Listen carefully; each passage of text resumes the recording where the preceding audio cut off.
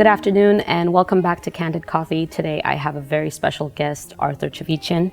He is the manager of Hayastan MMA Academy, which is owned by his father, Gokor Chavichin. Welcome, thank you for joining us. Thank you. Happy to be here. Likewise, I was telling my viewers via Instagram just a few days ago that I wanted to do this interview with you. Number one, because I've known you for so long. I've known your family and your cousins and things like that, but also because I wanted to make things a little bit more fun and shake things up a bit because our previous two episodes were a little bit more serious. So I'm very proud to have the opportunity to talk to you, only because I have been coming here myself, so I have the experience of being a student here by you and your other colleagues, and also because your dad is kind of a legend, and he's so well known in our community, and so many professional people, athletes and fighters, whether it's karate, judo, or boxing, have had great success due to your dad's work ethic, right? Appreciate that. Yep. Yeah, it's been. He's had over 1,000 students right now that he's made a difference for them in life and in the cage and on the mats and everything. So, like you said, he's a legend, and I'm happy to be his son. Absolutely, happy is, I'm sure, an understatement. Yeah. You have a younger brother as well. You have both trained from an early age. Tell me how that was for you growing up, training with your dad, and where your career and his career went, you and your brother. It's funny because a lot of people think that my dad, being who he was, that he would force us into martial arts and stuff, but he was actually the opposite. Both of us, me and my brother, both loved martial arts, so we started training when we were 4 years old. And not once were we forced to come to train or do anything like that with my dad. And we appreciate that since we were a young kid. Obviously, I've been doing it for 20 years plus. My brother stopped when he was 12, 13 so that he could focus on basketball, and that's one of the reasons why he's a Division I college basketball athlete. Me personally, I continue training. I'm still training right now. I'm still fighting at a very high level, ranked in the US.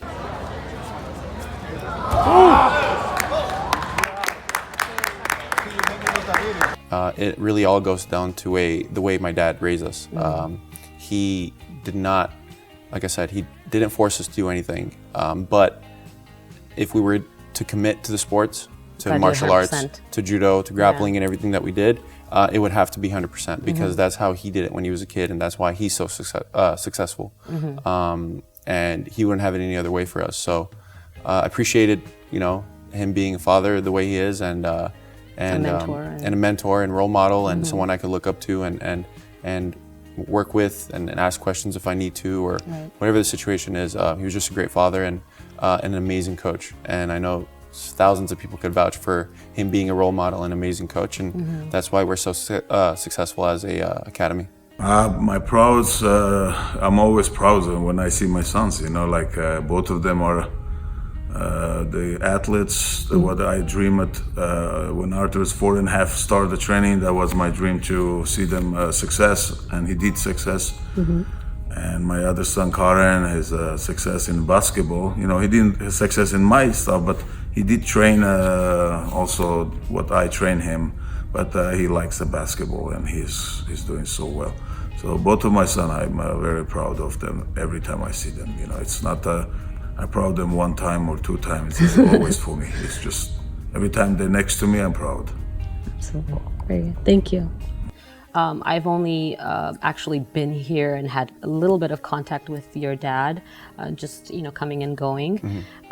But I've seen at Shinorka, when you see someone doing something and it's their craft, it is a big reflection upon their just character as well.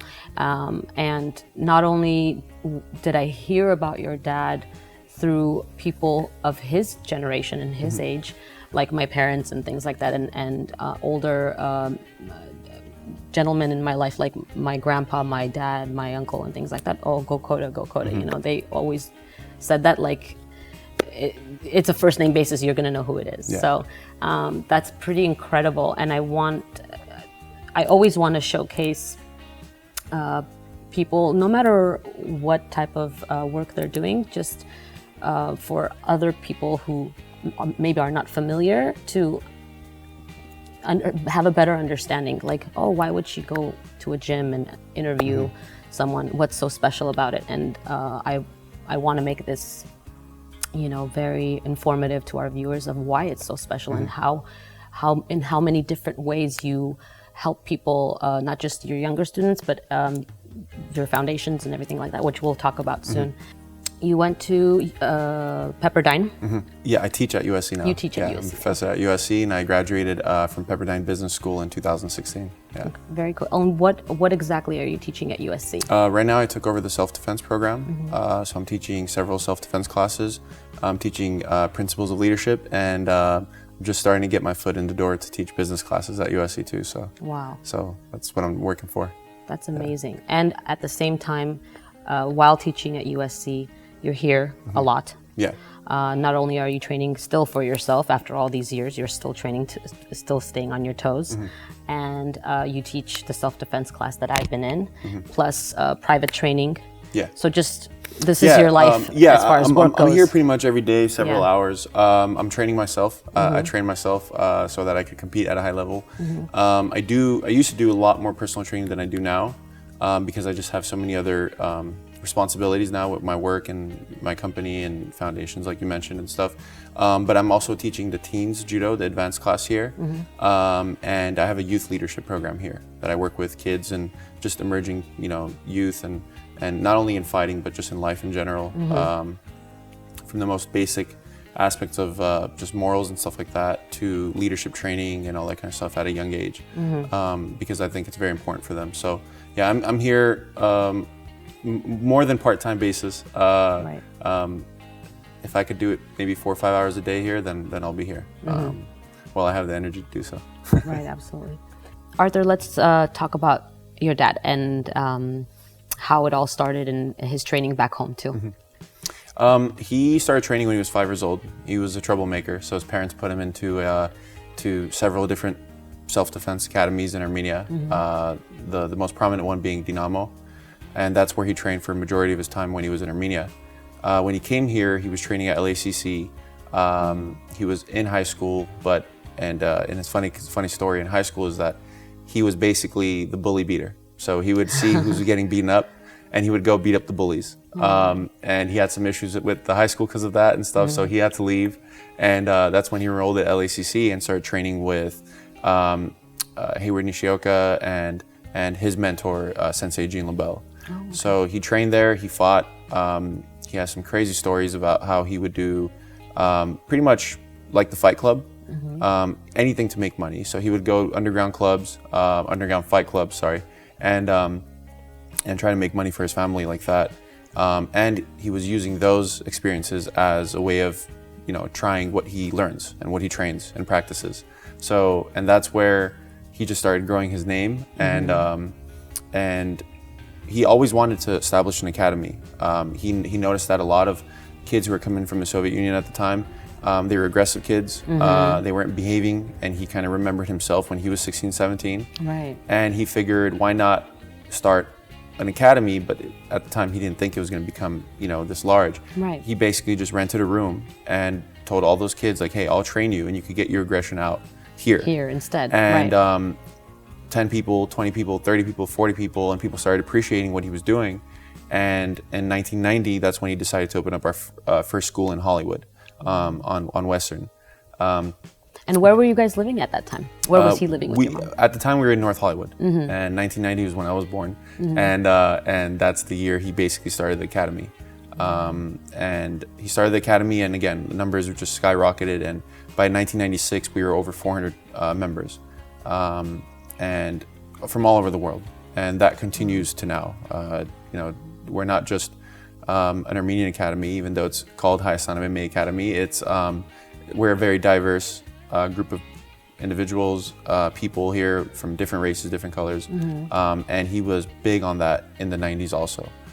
Any kid who walked in there didn't have to be Armenian or Russian or anything like that. He was just taking them in and helping them get their aggression out, teaching them how to fight, teaching how to protect themselves and protect their parents too, because a lot of people who were coming here were very vulnerable. So, and he started building a community like that, and he started, practicing his own techniques. He created grappling, and that's why he's a MMA Hall of Famer. He's a United States Martial Arts Hall of Famer.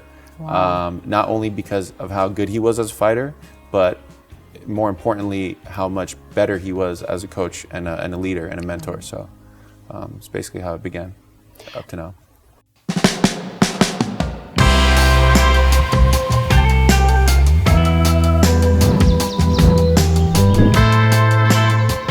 I love that even in the 90s, we're still kind of, acclimating to things here, especially in such a diverse area like Los Angeles.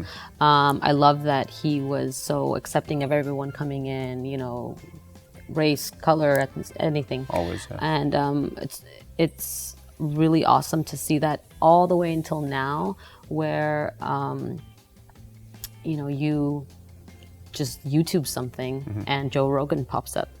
And he knows your dad, and he knows this establishment, and so many Otar people who are non-Armenian just know him on a first name basis and know the prestige of his academy is really something very to be proud of. Not just for you, for you and your family because you're related, but just for all of us, here.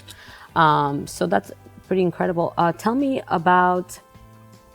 After some time had passed and he stopped training himself and just became a coach full time. Tell me some of the people that have come through here that you and your dad are most proud of. He retired at a fairly early age, at 33, because he wanted to focus on his students and coaching. His last fight, his mixed martial arts fight, was in '97, and it's a very famous clip on YouTube. It's Gokor versus Mr. Maeda. Fought a guy that was undefeated and broke his arm in 50 seconds. So that's nice. Great. Yeah. After he retired, he wanted to focus on his students. He had, we had our judo program, which is one of the best in the nation for over a decade.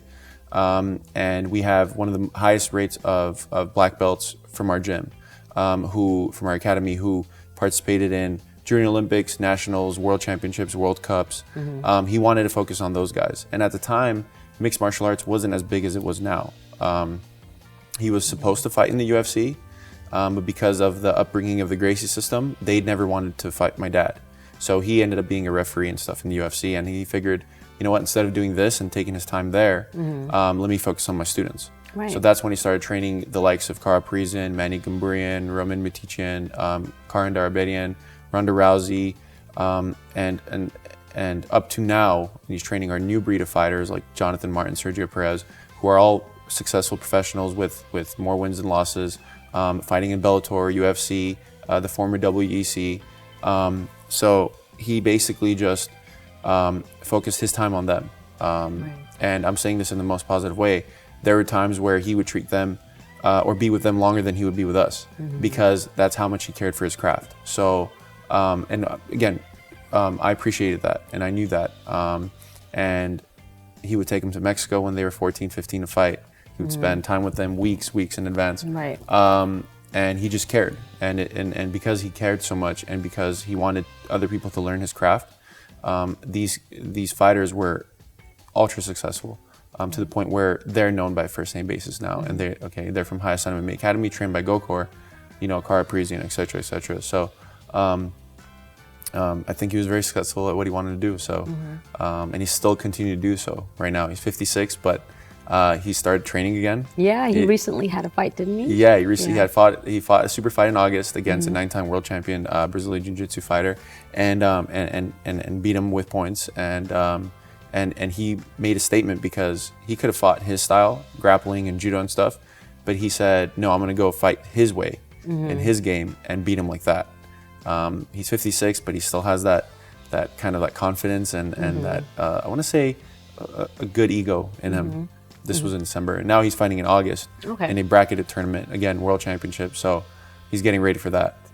So it's exciting to see. Because the last time I saw him fight was when I was 6. Wow. Before December. Yeah. Oh wow, it's been a while. so long.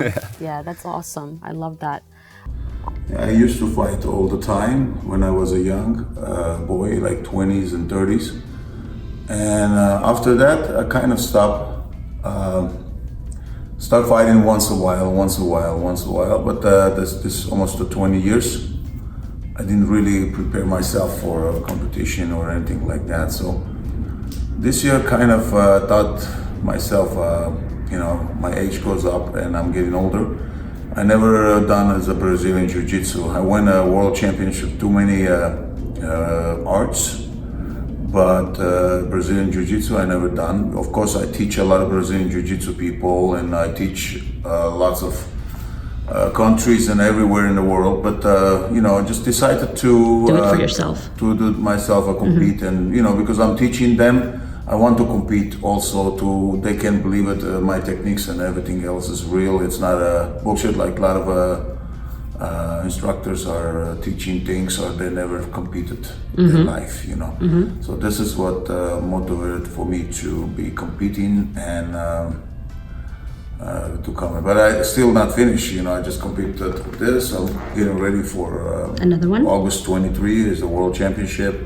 Then November 9-10, it's going to be World Championship, and also December World Championship. It will be a no-gi. So it's type of grappling and Brazilian Jiu-Jitsu. All this year. All this year is competing. I'm training hard and every day, 3 times a day, keeping my weight on.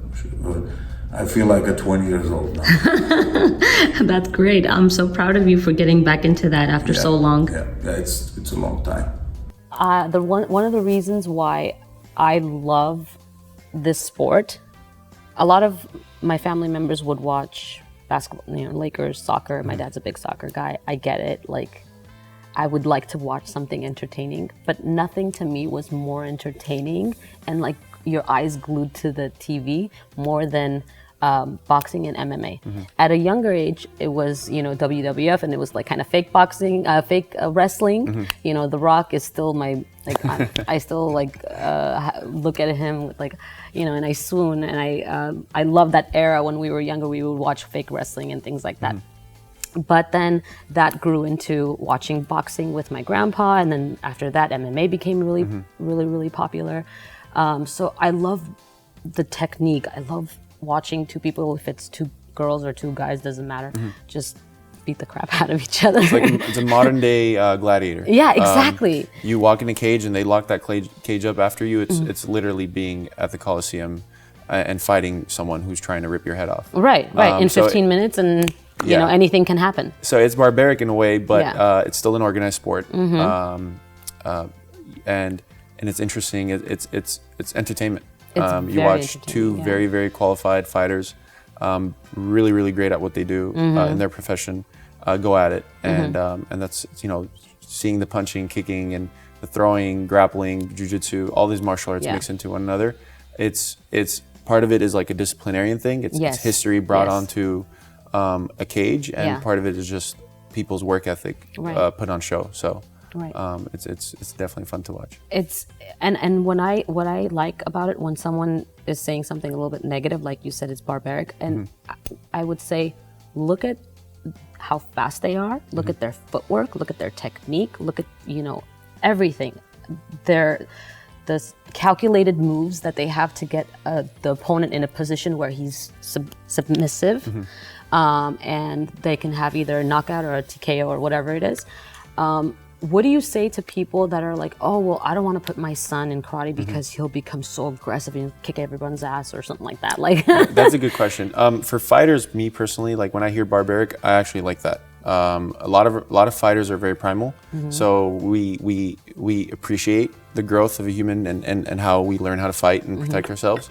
And the last part, protecting ourselves, is the most important aspect. So, when parents want to bring their kids into the gym, it's for several reasons. It's number one, for them to protect themselves, to know how to practice the right self-defense, when to be physical, when to be verbal, when to be nonverbal, all that kind of stuff.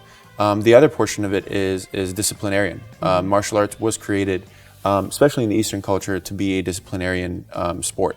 So because it would humble you in a sense, even as a child. You learn morals, you learn how to bow, you learn how to respect the elders. You don't call him coach or hey, you don't call him by the name, you call him sensei or grandmaster. So it teaches you how to respect the elderly people who are basically trying to pass on their craft to you and their knowledge. And that's why it's so important for parents to understand that we're not bringing the kids in because they want to be UFC fighters. Only 1% of any of our kids in any dojo will be a professional UFC fighter or just a professional fighter in general. It's for them to grow, learn how to protect themselves, like I said, gain the self-esteem, the confidence, and know what to do during any dire situations, whether it's in elementary, junior high, high school.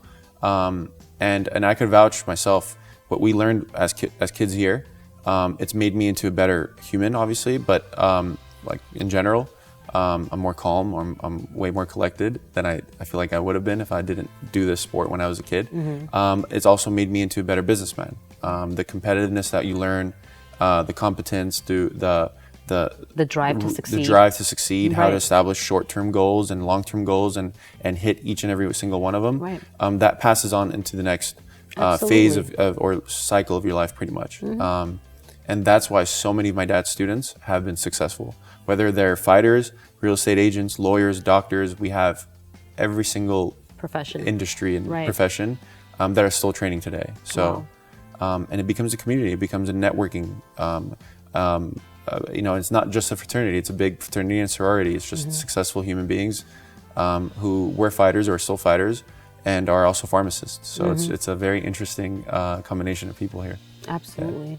I didn't know, when you mentioned a little bit ago, you said your dad, because of his training and the confidence that he had, he was like watching out for the smaller guys so they don't get bullied or picked on or hit. That's what I'm trying to, explain, is that, people shouldn't be afraid that someone knows how to fight and he'll be aggressive. That is the opposite.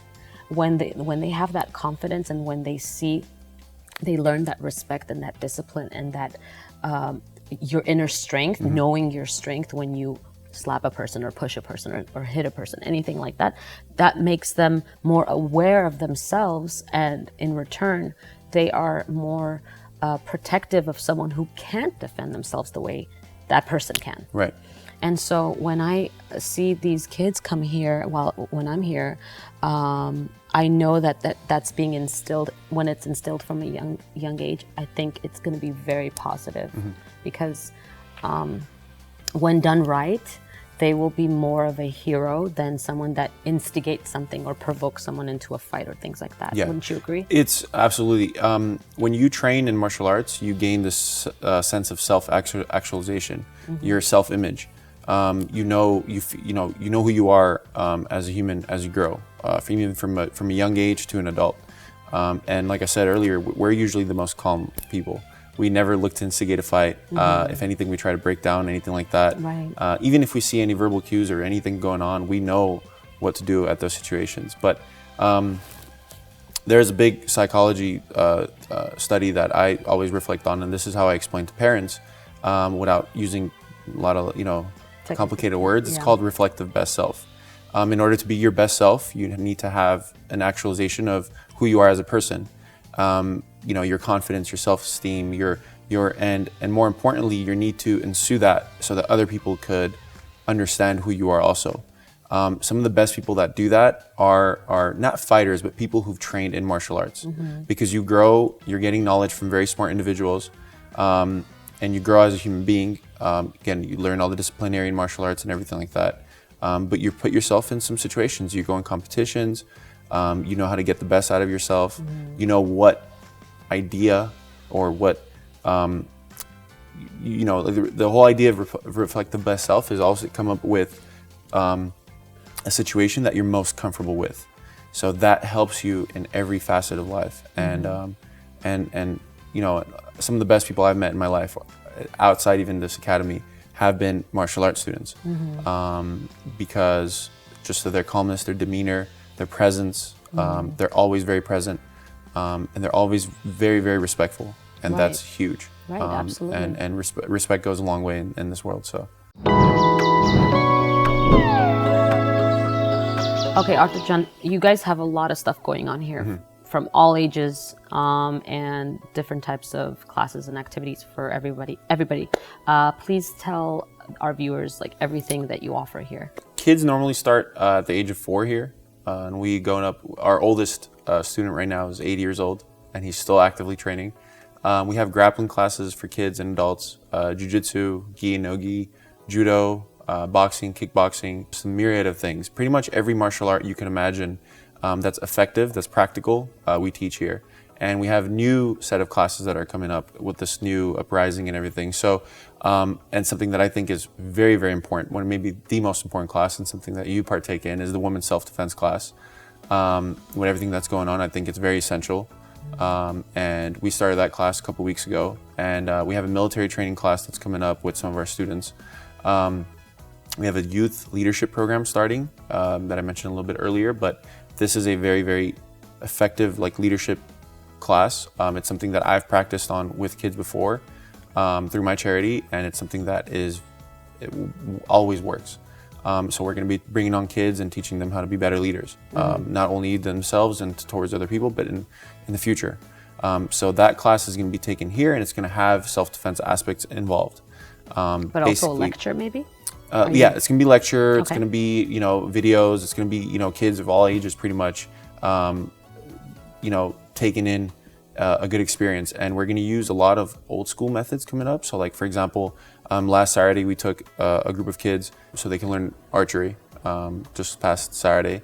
And they're going to be doing different activities, indoor, outdoor. And these are, kind of classes that are just, people are finding more interest in. And along with our other, mixed martial art classes, which I must say, they're all taught by legends. Benny the Jet Urquidez, Jean LaBelle, my father, Gokor. Some of our fighters teach the youth MMA classes. Jonathan Martin, who's going to be an up-and-coming fighter. He's on the wait list for the Contender Series for the UFC. And that's why our kids just improve so well and so fast. And we have a saying here that our blue belts beat other gyms' black belts, and it's not just a saying; it's a fact. So, you mentioned two things which are super important in the generation that's growing up right now.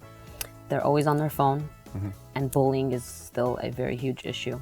So to take children out of a setting where they're constantly on iPads and phones and things like that, and they're not doing anything outdoors, is amazing, because you're kind of killing two birds with one stone. You're getting them out there, having them interact with each other, play with each other, be outside, do activities that are outdoor activities that don't pertain to any kind of electronics. And then at the same time, you're teaching them to be better towards each other, kinder, more respectful. And just because you don't want to be friends with them, that doesn't mean you have to be negative in any way or be a bully in any way. So you're teaching them how to be kinder to each other, which I think is great. I think more places need something like that, where you can take these kids and kind of mold them a little bit better, so that they refrain from being harsh towards their classmates or things like that, because it's either cyber or in person, it's become out of control with these kids, and not being able to, maybe they're insecure, that's why they're bullying, or because they're lonely, or because they have some self-esteem issues and things like that. So for you to help these kids with that is really, really big. And even though you're just one facility and one person, and it's your dad and a couple of other people training, I think that is planting a seed and helping, at least in our community here in LA, for kids to be better towards each other, be kinder and better humans. Yeah, I mean, it teaches them, we focus on social skills, people skills, even at a young age. The reason why I started the anti-bullying program with my charity is because this was a few years ago. A kid came in here, maybe 4 or 5 years old, and he had a big bruise on his face. And the mom came in right after him, and I was laughing, and as a joke, I was like, oh, the kid, did he fall off a skateboard or something like that? I was just trying to kind of instigate a conversation with the mom, And she said, no, she said, my kid was being bullied by 6 and 7-year-olds. And the size on the kid's face, I would never assume that this kid was being bullied. I really thought he was on a skateboard or something, or fell off the stairs, something like that. The biggest issue with all this is, and I was busy at the time, so I had to sit and just kind of watch a class until I could, find time so I could speak to them. But I guess the kid had, when he was watching the kids fight, I guess he had just kind of like these flashbacks, even at his age, and he got very antsy. And I don't know this because they actually left. She actually couldn't kind of take care of him too well, so they left. And the other parents told me that the kid was just crying and just, not very comfortable. So my assumptions was that's what happened. Right. And that affected me like a lot because I like kids, and I don't want anything like that to happen to anyone. So I talked to one of my dad's friends who's a very knowledgeable person about charities and stuff, and I said, hey, what could I do about this? Because we have this facility, we have all the knowledge, and I have all this knowledge, and I don't want to miss out on an opportunity to help a kid like that who is being bullied at the age of 4. That could cause a lot of issues down the line for the kid and for the parents. Yeah. And she was a single mom, and she told me. And one of the first things she said at the time was, hey, I'm just letting you know right now, I can't afford the monthly costs. I'm a single mom and stuff. That's why I know. And that affected me even more. Right. And I figured if we could, establish a charity who we could help kids like this and not take a penny from any parent or any guardian who is in this situation, then that's what I want to do. That's what led to our charity, pretty much starting. And it's been going on for a while, and we've helped over 1,000 kids right now in different schools. And we're in line for a master contract from the LAUSD, which is my biggest goal in the next 2-3 years. Yeah, because that way we'll be able to reach out to tens and thousands of kids every year. So right. That'd be great for us and for them. Absolutely, yeah. Absolutely. Yeah, I didn't know about that. That's fantastic. If they could do some sort of a partnership with you to have these classes or even videos or things like that, or you can go visit schools and talk to kids. Yeah, I do. I spoke to a few schools, most recently one in Beverly Hills, where they were having an issue with bullying. And the biggest issue is a lot of kids don't know how to deal with it. Yeah. And a lot of parents don't know how to deal with it. So, I had a meeting maybe in front of 100 to 150 parents and their kids. And there were parents and kids there who were actually bullying each other, and I actually knew by name and all that kind of stuff. And I tried to get my message across, and they invited me again to go speak to them. And so I'm assuming it's been working. And I don't go there to teach, don't punch a kid or anything like that. No, that's the last resort. There's so many other things that you could do in that situation that could help a kid that's being, bullied pretty much. So that's what we're focusing on. Very good. That's fantastic. That's a lot on your plate, Arthur. Yeah, I know.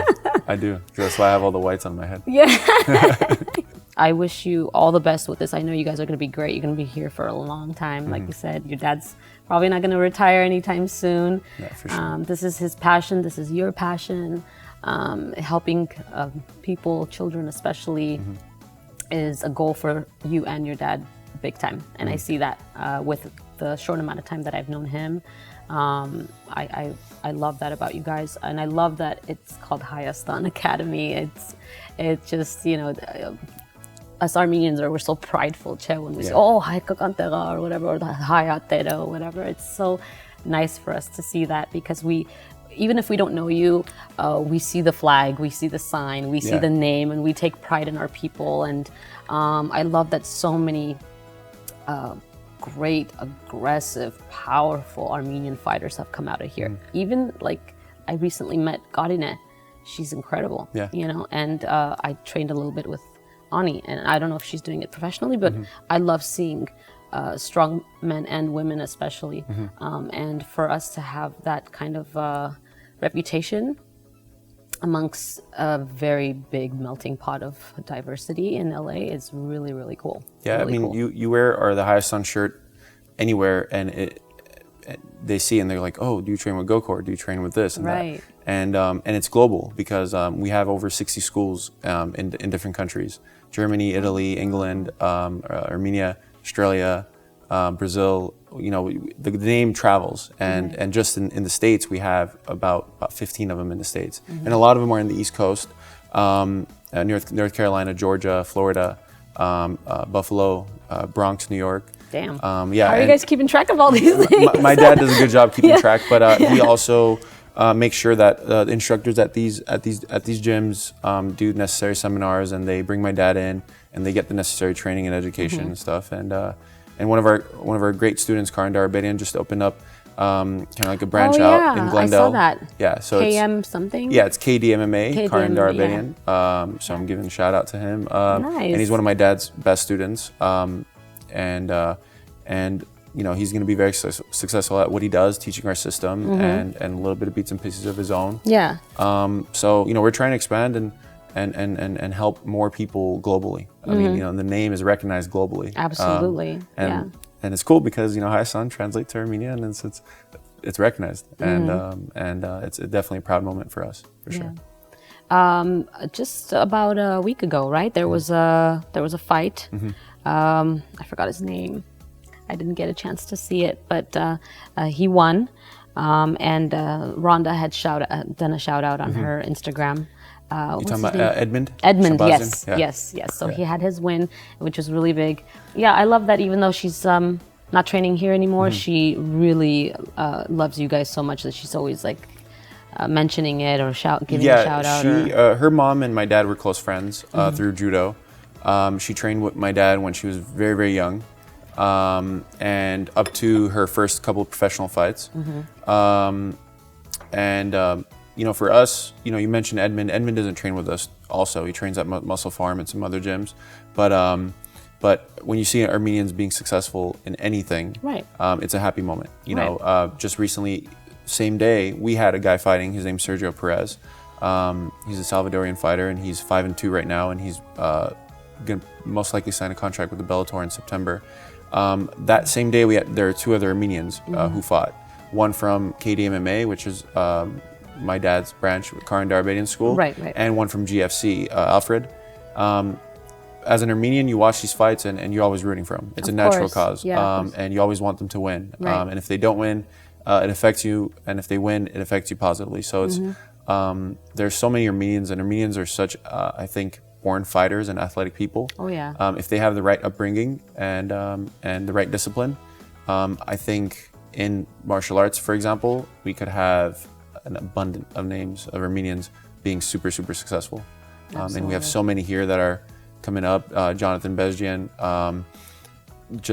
Arthur Haratunian. I mean, I could give you names and names and names right now of so many Armenians right now that in the next few years are going to make a big name. There's certain groups, Armenians, Russians, they're I would never mess with any of them. Yeah, they're hard people. We got a lot of Armenian MMA fighters.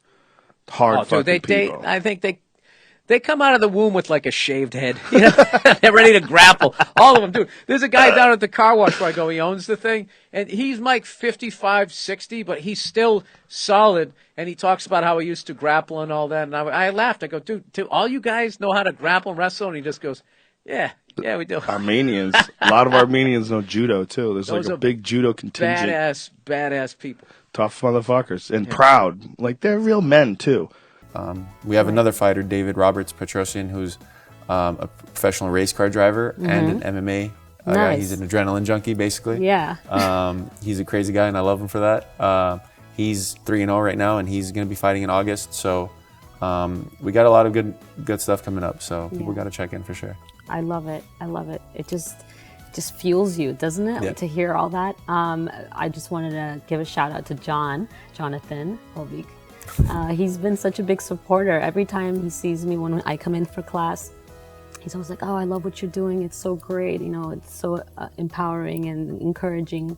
So he's been a big cheerleader for me. And not only is he a fantastic coach for us, ladies, speaking for the ladies, he is an ex-soldier, served in the military. He's an Army vet. Yeah, military for 6 years, and a gunner, as he said. I don't know the technical terms, but the fact that he's done such a long time serving his country and then coming here and being a fighter, and he's going to go pro hopefully very soon.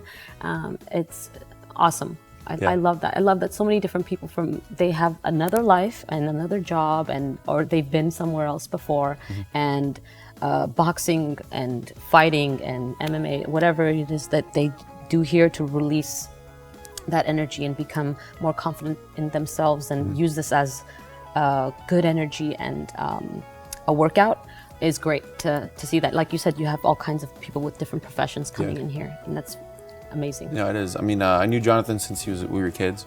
He started training and then he joined the military. He was in the military for, I believe, 6 years. He was a saw gunner. That was his thing. And I was actually talking with him. I'm like, it should be part of your celebration when you win.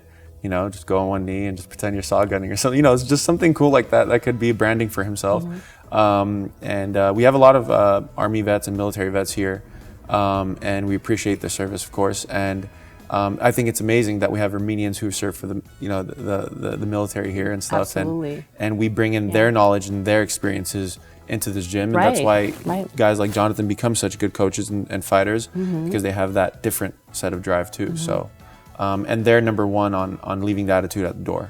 We have a rule here, like whatever attitude you have, whatever you've been going through all day or all week, once you step in, you leave that out. Right. And they're the first ones to act that way, because they're very disciplined, and that's why when you come in here, the culture and the community and just the atmosphere here is always very fun, very friendly, and just like how you said, he's so respect. It's a real gym sweat. It's a real gym sweat smell. that's Adam Sandler once walked into our gym and he was like that. He took a deep breath and he's like, this smells like a real gym. He's like, I go to these other places and it smells like tulips and flowers and stuff like that. He's like, no, that's not a real gym. That's a very spiffy jacket you have on. Tell me about it, because it has a little Olympic symbol on it. Yeah, so I started judo when I was 4 years old. I was a Triple Crown winner for several years. I was a part of the USA team, Nanka team, and in 2016 I was in the trials. And whoever was ranked at a certain ranking in the top 10 received Olympic gear, pretty much. And they sized me up on this one, and this is one of my favorite jackets. And I wanted to wear it into this interview. And it's the Olympic logo on the side. Obviously the suit logo on the other side, but it's a sentimental thing for me, because it's just a true embarking of my hard work, pretty much. And I don't wear it often, but when I do, I make sure dress it up a little bit. Absolutely, yeah. But it means a lot to me. It means a lot to me, and it means a lot to my dad. So absolutely, my success is pretty much in judo. So still fighting. Very cool. Tell our viewers, please, where they can inquire about classes and scheduling, things like that, how they get started. The best thing would be go on www.gokor.com. It's GOKOR.com. That's my dad's name. It'll send you over to the gym's academy's website, pretty much. All the schedules are on that, all the times, all the instructors, all the different classes. Pretty easy layout of a website, so it's you could easily contact us from there. The numbers are on there. The address is there. We're located in North Hollywood, so close, right in the hub where all the Armenians are and everything. So, and you be able to participate in this beautiful facility. It's 20,000 square feet. All the classes and gym equipment, saunas, showers, everything. I would say very modern for a gym. And get to meet my dad and get to meet me and just be a part of our community, pretty much. This is a family. Sometimes fighting and self-defense comes second. We become such close family members, go to each other's events, weddings and birthdays, and we go out together. This becomes a big family. So whoever joins us becomes part of the family. So that's one aspect we love. I love that. Sure. Yeah, I love that. And your family, the Chviчин family, has always been very welcoming, like you said, since day one when your dad started training and opened up his facility way back in 1990. 1990, yeah. So thank you so much for telling us everything and explaining things to us and giving us a history. It's very empowering. I love hearing people's stories. I love hearing the struggles that brought them to their success, and who knows what was going through your dad's mind back then. but he definitely had this vision of where he wanted to be, and where I'm sure you being born was a huge push for him at the time. So apre papat, and I'm so proud of him, and I'm sure you're so super proud of him. Yeah, always. Yes, very good. I appreciate it. Thank you. Thank you again for joining us today. This is Hayastan MMA Academy, and I'm interviewing Arthur Cvichian. The website for the academy will be shown at the bottom, and I appreciate everyone's subscription to my channel, and thank you for joining us and always giving your views and likes. Thank you.